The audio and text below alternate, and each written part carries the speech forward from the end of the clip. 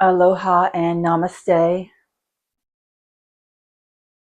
Let's connect our energy together through our breath. But before we do that, let's all just take a big exhale. I think we all need a collective exhale. Now, deep breath in through your nose, relax your belly, let it expand like a big balloon.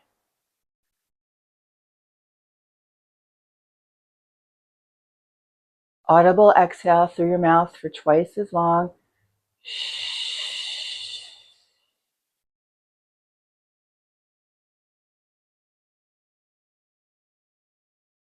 Return to your center.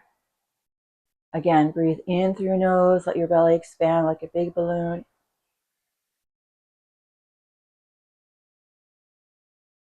Audible exhale.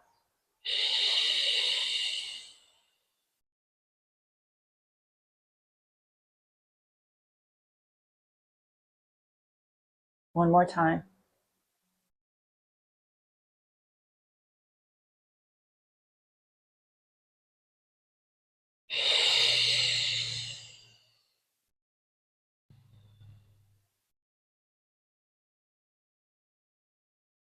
Breathe naturally now.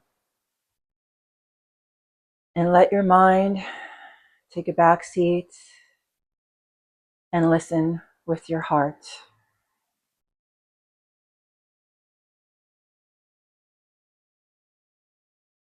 In my morning meditation today, I felt called to put this message out into the world and trust that whoever needs to hear it, it will find its way to them. In lieu of what has happened with the Charlie Kirk assassination, it affected me very deeply. I was in shock and I cried for 3 days, and I could feel the pain of the world and of the collective right now. And yes, there's a lot of confusion and a lot of uncertainty and a lot of fear that's going on. And I wanted to just share my own personal experience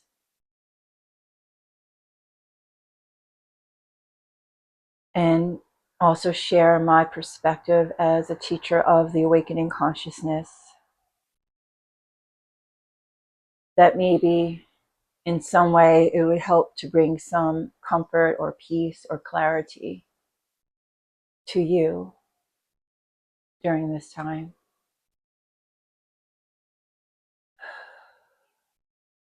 So I'm just gonna back it up for a minute. And most of you probably don't know who I am. My name is Soulfire, and I'm not going to get into my whole story because that's why I have 2 memoirs published and working on my 3rd, and 2 more ebooks, which are moving meditations.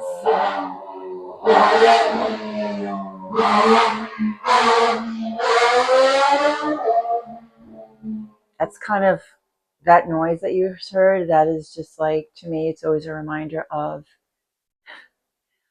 the world now, what's happening in the world. It's just like people are just becoming kind of hinged. There's so much polarity, and it's becoming even more and more extreme. So I'm going to continue, and I want to just share briefly that, yeah, you probably don't know me, and take what resonates with you and then leave the rest. And that's pretty much where all my teachings is what I would like to offer. And I'd like to offer that as wisdom for anyone that you listen to, whether it's a podcaster talking about current events or a spiritual teacher. Take what resonates with you and then leave the rest. But don't throw the baby out with the bathwater, right? Don't just dismiss it because there's something that somebody says that just triggers you and you're like, oh, I don't want to listen to this person. That's my own advice. that's kind of how I've lived my life. So I want to share my experience just with the relevance of what's happening in the world. And I wanted to start by sharing my experience with my relationship with Jesus. And I know that the word Jesus is a trigger for a lot of people. And when a lot of people, when they hear the word Jesus, they immediately like, no, that's not for me, don't go on anymore. And it's too bad, it's so sad, because Jesus, he's here with us now. And he brings so much comfort. And you can have a relationship. And this is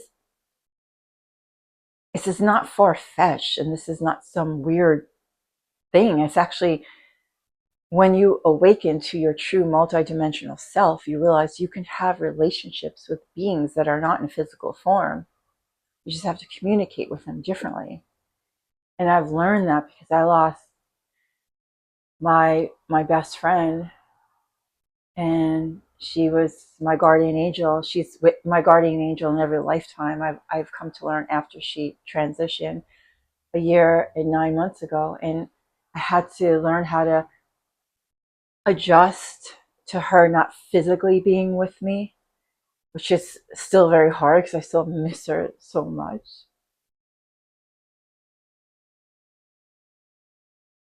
And I think that's the part that as humans, we get so attached to the physical, right?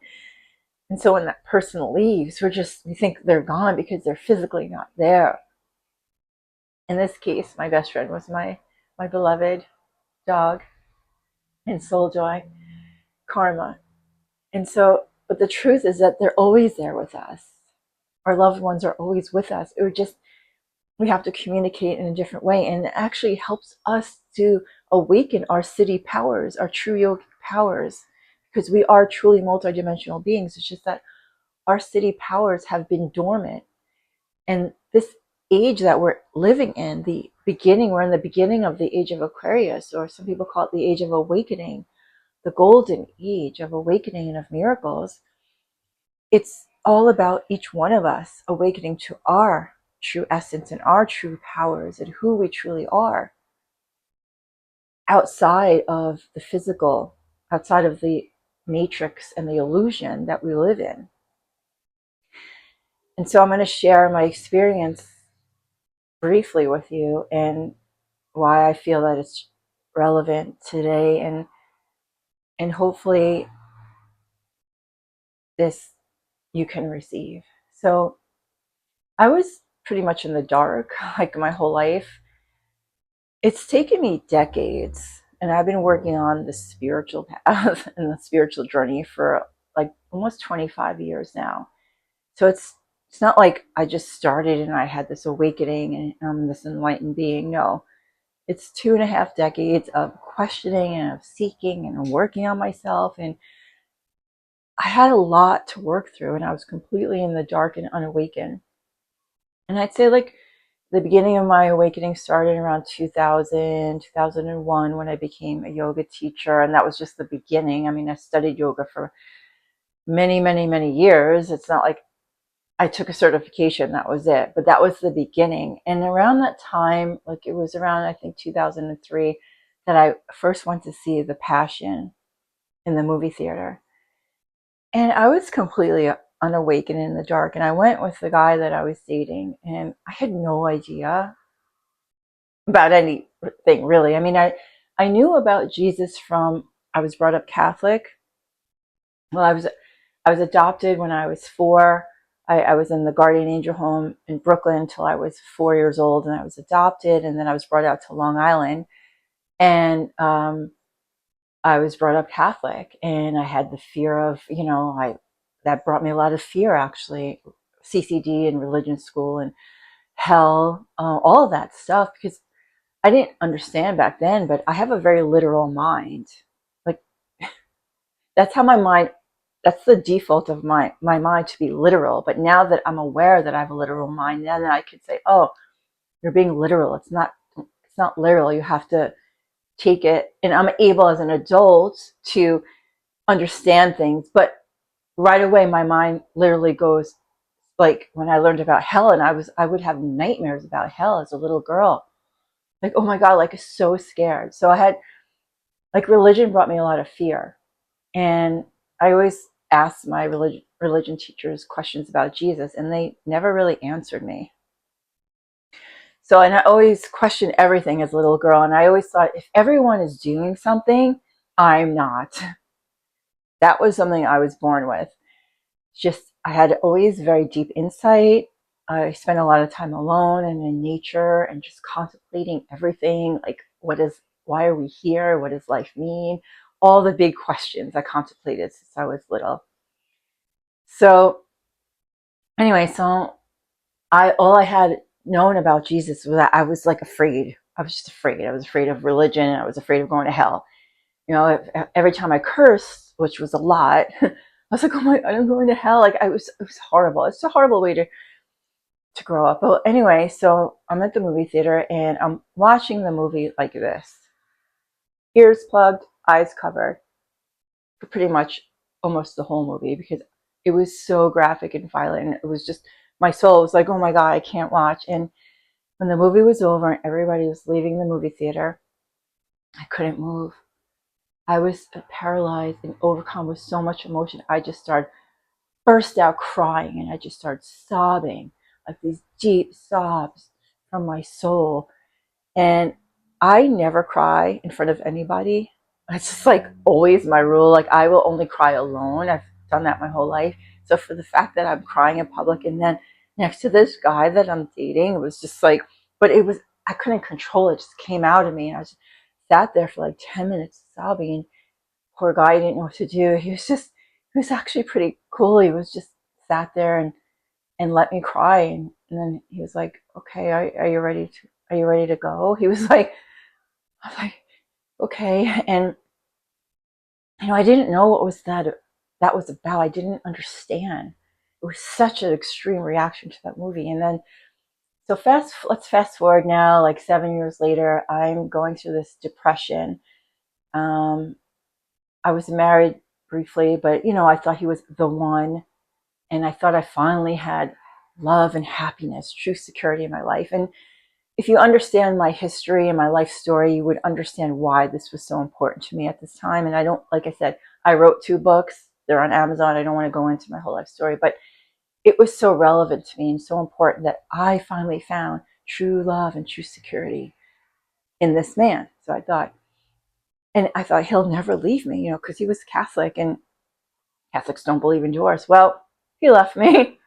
I come home from one day from work and boom, all those things are gone. You know, it's just like the rug was pulled out from underneath me. And this was a pattern, an archetype that was happening in my life over and over and over again. And so I spiraled down again. This wasn't the first time that the rug was pulled out from underneath me and I was abandoned and left. And so I went down to that dark place. But for this one was hard for me to get out of. And one of my dear sister friends, who was also a yoga teacher, said, you know, hey, why don't you meet Valerie and check out this spiritual retreat? I think you'd really like it. And she started explaining it to me. And as soon as she said, you use the Bible, I was like, nope, I don't want to do it. I don't want nothing to do with the Bible. And she was like, okay. And, you know, she respected me, but because she was my friend and sister, she continued to kind of like gently coax me because she saw me struggling and all the heartache that I had. And my higher self just one day kicked in and said, hey, you know what? It doesn't hurt. You know, my friend said, why don't you just go and meet Valerie? So I did. And Valerie gave me this poem to read. And the name of the poem was Let Your God Love You. And she left the room and I read the poem. It's a very short poem and I was crying. And when she came back in the room, she had a box of tissues. And she said, you know, so what do you think? Do you want to do this retreat? And I was like, yeah, okay. You know, I needed something. So it was a 40-week spiritual retreat that you do from home. And every week I would meet with Valerie in person. And it was called the St. Ignatius retreat, and you're basically walking in Jesus's footsteps for 40 weeks. So you're going through the Bible, and you're walking next to Jesus, like living his life in modern day. And I'm so glad that I put my belief and my rigidity aside so I could do this, because what I gained from it was a relationship with Jesus that I still have to this day, and it was so deep. And I had a personal relationship with God as well. I always felt connection to a higher force or intelligence or energy around me, but this even deepened it. And there were times when I didn't want to do the assignment because it was a Bible reading that I just didn't resonate with. And I said to Valerie, I said, I don't want to do this. I don't want to say these words. And usually they were some of the words where there was, I am not worthy. I said, no, all I do is work on my worth. I came into this lifetime with Chiron and Aries, which means I am the wounded healer. And I came in with the wounding around my I, capital I am presence, my core spiritual identity. I work on that all the time. I don't want to repeat the words, I am not worthy, because every time you repeat something, you're casting a spell, because the spoken word is how we create here down in 3D physical reality. So I'm like, I don't want to cast a spell that I am not worthy when all I do is work on my worth. And she was like, you know what? I'm going to have to talk to my director. She never had a student like me that would question. I would question everything. I would say, no, I'm not doing that. That doesn't resonate with me. And luckily her spiritual director said, you know what? Don't make her do it. Put it aside. Like, because you don't want to throw out the baby with the bathwater. You just want to just forget it, because there's so much more that you can gain. So let's put that one assignment to the side and continue. So luckily, that's what she decided. She said, if something doesn't resonate with you, you don't have to do it. Okay. So I was good with that. So I had this profound, amazing, transformative life experience. And that's when I really deepened my relationship with Jesus. And I don't consider myself a religious person. And religion is a man-made thing. And I have a higher perspective. I believe my beliefs are different. And I don't poo-poo people who are religious. And if a religion for them brings them comfort and peace and security, then I think that's a beautiful thing. And I bless people. I don't try to convince people not to be religious, but I just always question, if every religion teaches this is the way, how could there be all these different religions when everyone is saying this is the way? And I would always ask people that. No one could ever answer it for me until I found out my own answer. So basically, religion is man-made. And what I felt about the Bible is that it's not that I don't believe in the Bible. I believe in the Word of God. I believe in God. I believe in the Word of God. I believe that the Bible is a living transmission, but I believe it's also been manipulated by man. Now, religion, Orthodox religion, has been manipulated by man for their own benefit, to have power over people. So when you keep people feeling small and unworthy, then you have power over them. And so that's my deal. I don't believe you have to be religious to have a relationship with Jesus.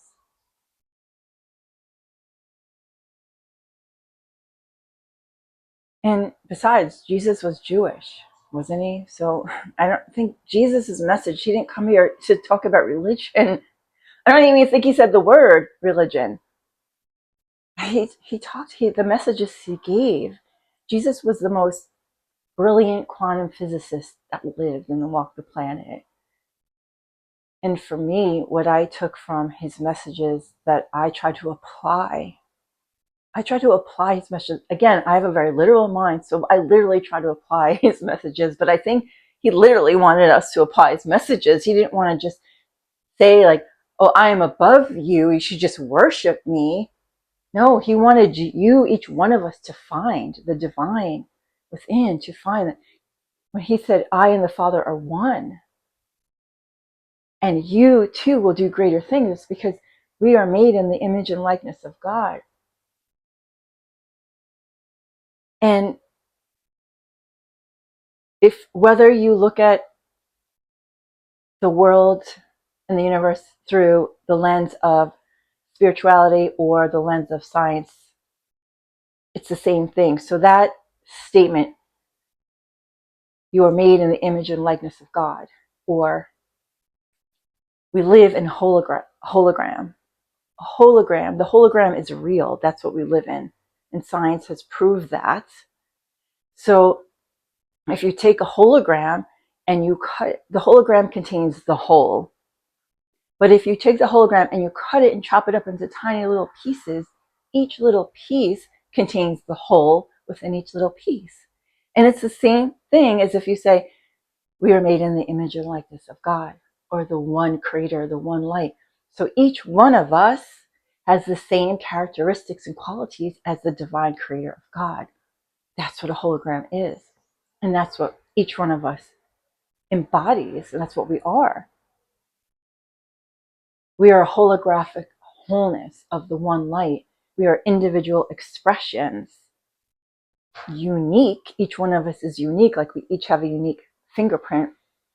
Each one of us has a unique signature vibratory resonance energy, vibrational energy pattern that we emit. Each one of us is unique. We have a divine sequence, and each one of our DNAs is unique.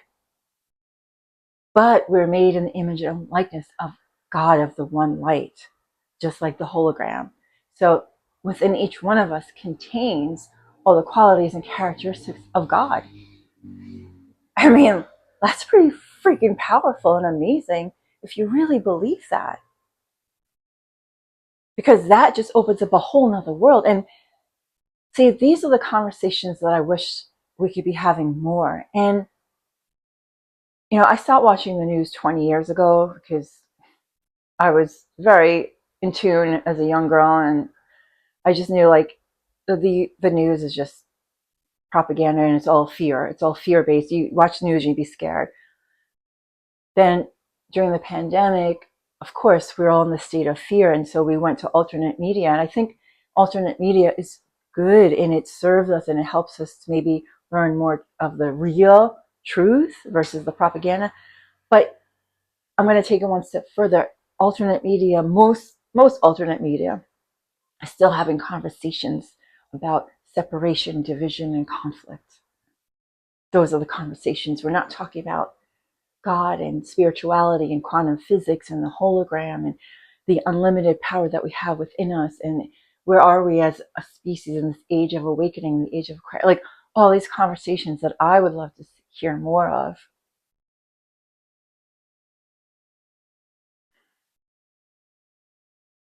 Because that is what saved me. What saved me over and over and over again was my faith. And knowing that there was so much more, there's so much more. And I still feel that. I'm at this next rung in my consciousness, of my evolution, of my consciousness, of my next becoming, of this. There's so much more to each one of us. And there's a whole amazing like universe within each one of us. And we don't talk about that. We're just talking about the same things that bring separation. And it's all still, even the alternate media, it's still liberal, non-liberal, Republic, Democrat, red, blue, right, left, black, white, trans, non-trans. Like it's all still separation and conflict. It's still feeding in to what the dark agenda, what the evil agenda still wants us to be. Because when we're having these conversations, we remain powerless and fearful, and our vibration remains in a fear-based vibration. And we're not truly empowering our divine sovereignty and our true power and who we truly are. And so I wanted to talk briefly about Charlie Kirk, because when I learned about what happened to him, I was in shock. And like I said, I cried and I felt it, and I still feel it. And when I tune into some of the people, the podcasters that I follow, I cry. I feel their heart. I feel their pain. I feel the pain of the collective. I feel the confusion. I feel like everything has become even more polarized. And I'm hoping that not just my words, but my energy and my sincere, heartfelt expression will maybe bring you some clarity or some comfort. But I didn't obviously know Charlie, and I only followed him recently in the last few years, and I didn't follow him regularly, but I like to listen. And while I don't agree with all the things that he was about, like, I don't believe that if you don't give your life to Jesus, that you won't be saved and you're going to hell. I don't believe that. For people that believe that and it brings them comfort, I think that's beautiful. So I would never convince somebody not to, okay? Not to take that in. I'm just not someone that tries to change people's mind in that way. So, like I said, I didn't agree with everything he was about, but I loved that he was bringing people back to Jesus. And whether it was through Christianity and the Bible and church or what, it didn't matter. Like, it doesn't really matter how they get to Jesus, but that they're getting there. And that's what I love, because Jesus is such a trigger to so many people. And the fact that he would just, as a young man, be so passionate and in his conviction and his faith about Jesus and bringing people back to Jesus. I love that. I truly admired that about him.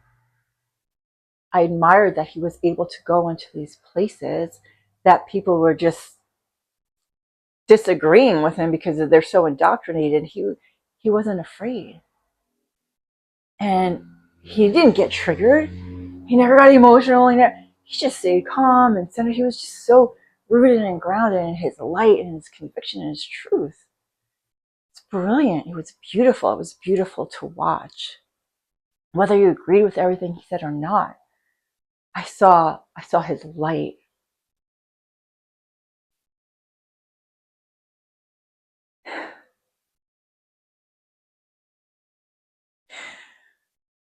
Ooh. I just gotta. I call it a divine wash, a divine love wash, where it just comes into my heart, hits me like really hard, like whoa. And I know that's what I'm saying is truth, because I feel that energy of love just come into my heart. I saw his light, and that was beautiful. So when it was put out in such a violent and tragic way in front of the whole world, in front of his children and his wife, when it was put out like that, of course, it's shocking to our souls. And you know what? Our souls have been through, our human self and our souls have been through so much since 2020. We have to understand, as a collective, we've been traumatized. And they try to, they're trying to take away our power and our freedom. Do you understand? Like, and our soul and our true heart, that is nothing but pure love and goodness. It does not really understand. It cannot understand things like child trafficking. It cannot understand like assassinations of beautiful beings. And it's been happening over and over. I mean, right, there's so many beautiful lights that were just so full of their passion and their light, and they've come to bring awakening to the world and share their light, and they've been wiped off the planet so tragically. So that's part of us. That's a part of us. When people say, I am Charlie Kirk, that is a truth. That is true. Because we are all one in the higher reality. We're all connected through our spirit, through our lights.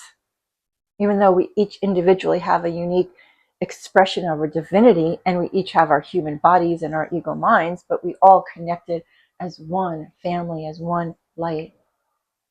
So we feel it, and we feel it on such a deep level, and that I believe this was part of his purpose as well. Part of his divine plan as well was to leave the planet at an early age. Jesus left the planet at 33. That was 2,000 years ago, and we still haven't fucking gotten his message. Right? We still haven't gotten the message. Maybe now Charlie Kirk left the planet dramatically and suddenly and tragically, and it jolted us all. Like, maybe we're going to start to get the message. That's what I feel like it was for. I feel like that was part of his divine plan. And the feelings that you have of those unsettling feelings, I think that maybe part of it is, no, I was going to say maybe part of it is fear, because in a way you feel unsafe. But you know what? Deep down, I feel that the unsettling feelings are your souls that are crying out to you for you to wake up and to remember who you truly are, and to take back your power and to reclaim your divine sovereignty, your divine freedom, regardless of what's happening in the outer world, regardless of any of your labels or identities. But just because who you are, just because you exist, you are worthy. And I feel like it's unsettling because it's not about fear, it's something deeper. It's because it's your soul wanting you to wake up to who you truly are. And to the higher truth that, yeah, maybe your physical body can be taken, maybe killed, but never your soul. And your soul is truly who you are. It's your essence. It's the most of who you are. This physical body represents only a tiny sliver of who we truly are. And so I think his legacy was bringing people back to Jesus, which is, to me, Jesus is the same as love. And Jesus was, that's what he was about. He was a teacher of love.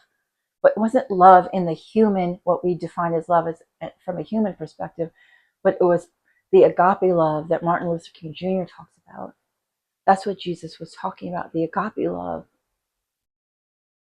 Love not so much an emotion, but love as a power of love as the force, the glue that holds everything together. That's what everything is made out of. This essence of love, this powerful essence of love. And that's what you are. And that's what Jesus said. And we don't understand what love is. And I would love to have more conversations about love.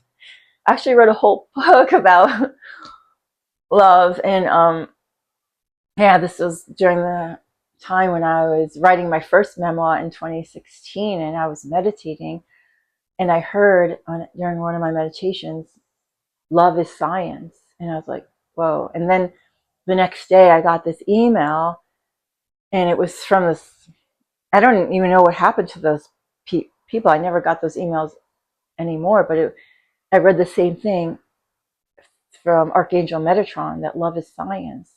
And that one little phrase got me to write a whole entire book. I never published it, but I wrote it, and I was enjoying writing it. And how love is science. And I wish we would have more conversations about things like, who are we really? Why are we really here? What is the true meaning of life? And these types of conversations. Are we really living in a simulation? Is this really a matrix? And all these things where, like, this type of stuff matters. And, like, not that I'm saying the worldly stuff doesn't matter, but maybe that shouldn't be our primary focus. Maybe our primary focus should be conversations about higher realities and about the truth of who we are and about the truth of the universe and all these truths that have been hidden from us. But are out there now, and there are more and more people that are speaking about it, yes, but it would be so amazing if these conversations were to be had on podcasts that have millions of people, people that are influencers, like, I don't want to say names, but there's main influencers that a lot of us follow. And I would love to have these conversations more. And so I wanted to just share my experience a little bit, and my insight, and what I feel is happening on the planet right now. And I feel that the world in general as a collective needed to have this collective cry, because crying to me is a release of energy, and tears are transformation. So when you're able to just cry, you're not just really crying for Charlie or Kirk, you're crying for your soul. You're crying for everyone that has been needlessly taken from us, and for all the atrocities that are going on in the world. And yes, and so many people are like, oh, well, what about this person? And what about that person? What about, yes. I think we cry for all of that. We cry for all of that because our soul doesn't understand. It's too much. Our soul only knows love, our true essence, when we can shut off our mind, when we can live from our heart space. When we live from here. It's just love. And it's not love as a weakness, it's love as a strength. Because love is the most powerful force on the planet. And that is why the dark agenda wants to keep us dumbed down and in fear, because when we are in fear, there is an absence of love. And we're easily manipulated and dominated, and our consciousness can be easily hijacked and taken over. And we see that so much, like so many crazy people are getting even crazier now. So when we live in fear, we live in the opposite of who we truly are. And if when we know truly deep in our heart who we are, there's no chance that the dark has any chance to step in and step near you, okay? No way. And I'm just going to end with this dream that I had this year that was very powerful. And, well, I'm going to share two dreams, I guess, because I think they're both pretty important. And this is a long video, but I think that it's meaningful and important. So I had my first dream. I was riding my electric bike, which I have one here in Hawaii, and I'm riding down the street, and I see all these cars stopping and pulling off the side of the road, and people are getting out of their cars and looking up. And I'm like riding my bike. I'm like, wow, what's everybody looking at? So I turn and I look up. I'm like, oh my God. And it's the Statue of Liberty. And she's holding her torch. And she's rising into the sky. Like, she's so big that she's taking over the entire sky. That's how big she was. And I was, oh my God. And but the thing is, I didn't stop my bike. I kept my electric bike going. And when I turned and looked forward, I went off a cliff. And I remember, so I could feel it in my gut. When I recall this dream, I literally felt this fear that I don't think I've ever felt in my human form in this lifetime. In my gut, like, oh my God, I'm going to die. Because I looked down and I saw the ocean. And I was on my bike, and that fear just came over me and paralyzed me. I'm going to die. Like, I'm going to just plunge to my brutal death on my electric bike. I'm going to die. Like, it was just, and then in the same moment that fear came into my gut, I had this thought instantly right after that. It came into my head and said, no, I'm not, because God's here. God's got me. And as soon as I had that thought, in my dream, some invisible force brought me up on my bike, brought me over to land, and placed me down safely. And I woke up. I thought, wow. I mean, I have prophetic spiritual wisdom, insights, and enlightenments through my dreams. I always have. I write about them a lot. But this was one of those where I was like, okay, what does that mean? It means, okay, you're afraid of heights, and you have this fear of, like, say being afraid of heights, like falling off a cliff. That's like normal, right? But that's all the illusion, because God is all there is, and God would never leave you. God would never forsake you. You are safe always. Like, you are protected always.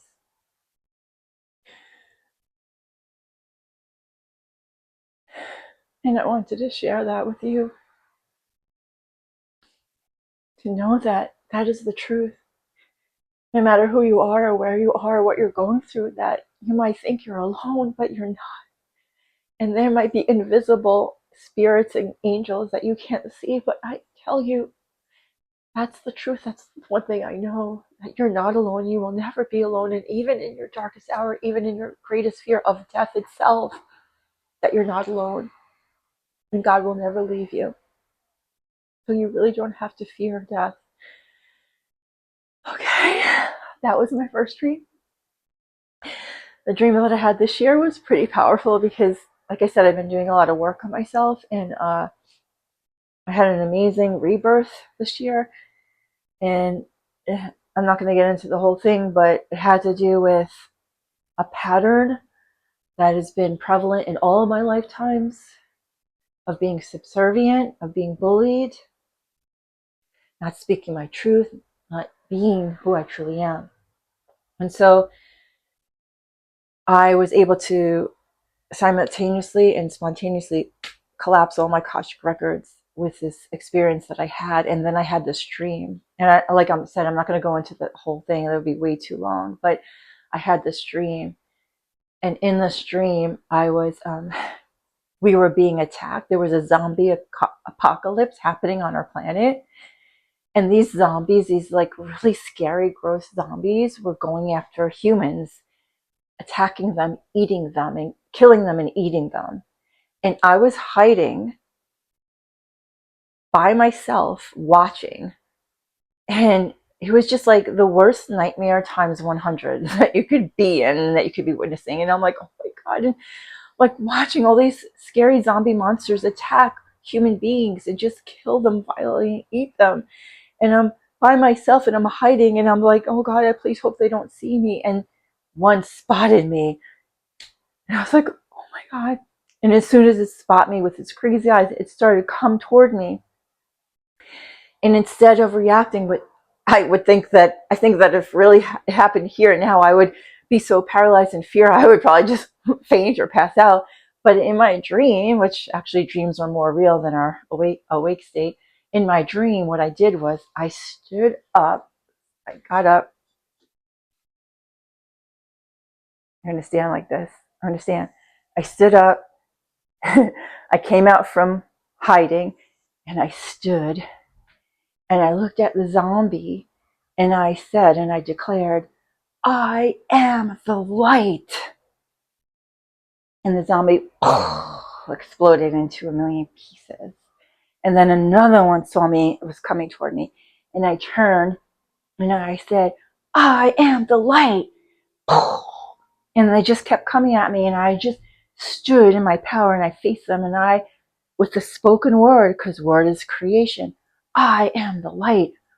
And I just exploded them everywhere. It was like zombie game of just exploding zombies, right? Which really was representing like my fear, like the fear of the boogeyman and the monster and like the shadow. And when I was able to truly face that and speak it out loud, I am the light. Boom. It just went away. And that's really what fear is. If you take it high, and if you go to the highest, go to quantum physics now, and the highest reality is that fear is just, it's the opposite vibration of love. fear is the absence of love, and it's just an illusion, really. Fear, false evidence appearing real. It's the human experience that we have down here in polarity in 3D.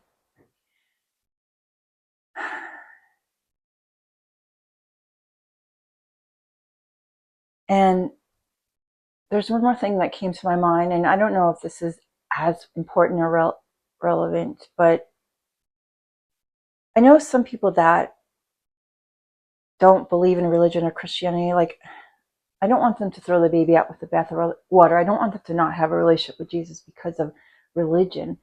Like I said, Jesus wasn't about religion, but the reason why I explain to them, this is just my own personal belief, but the reason that I explain to them why there's such a resurgence in Christianity is, for me, twofold.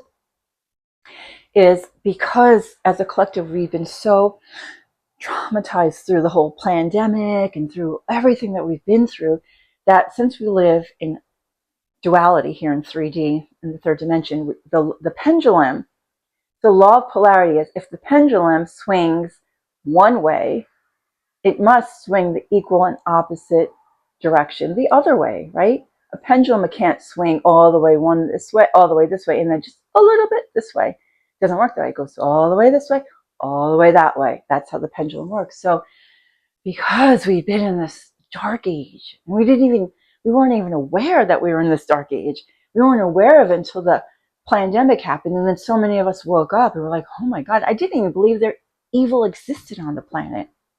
I honestly did not believe that. When my spiritual director said that evil exists in the world, I was like, no, it doesn't.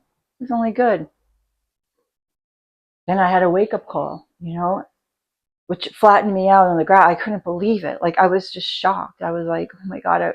Sometimes I wish I still had my rose-colored glasses on. But yeah, it's here. Yeah, I get it. So when we're shocked, when we've been through individually and collectively through so much, and we've seen so much horror, we continue to see and witness and experience so much horror, that we go all the way the other way. We go to what's familiar and comfortable to us. We go back to traditions. We go back to church. We go back to our family. It's normal. Because you don't want, you're like in shock in a way, and you want to go back to what's familiar and comfortable. We're like, okay, let's go Christianity. There's this resurgence, and I don't think there's anything wrong with that. I think it's a beautiful thing. But I also think that there's also, for other people, for them not to dismiss the importance of that resurgence of Christianity, and the resurgence of the traditional family, and the love for country and all that, because it's in a way our foundation. But that's my own personal explanation of why there's been this resurgence, as along with the fact that I know that Jesus,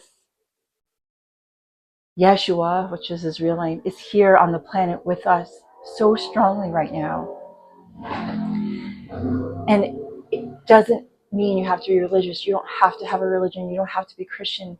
You just have to be you. You just have to have an earnest, open heart and want to have a relationship with him. And he will come into your life, and he will bring you that comfort and that love and that peace.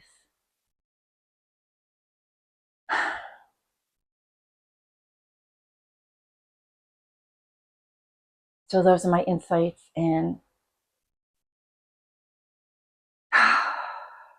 thank you for listening.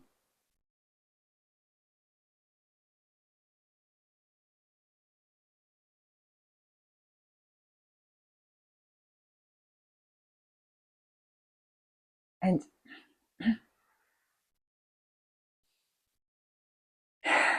yeah, I feel a lot, and I feel your pain, and I hope that what I've said you are able to receive, and it brings your heart some sort of comfort, and your mind some sort of clarity. Aho.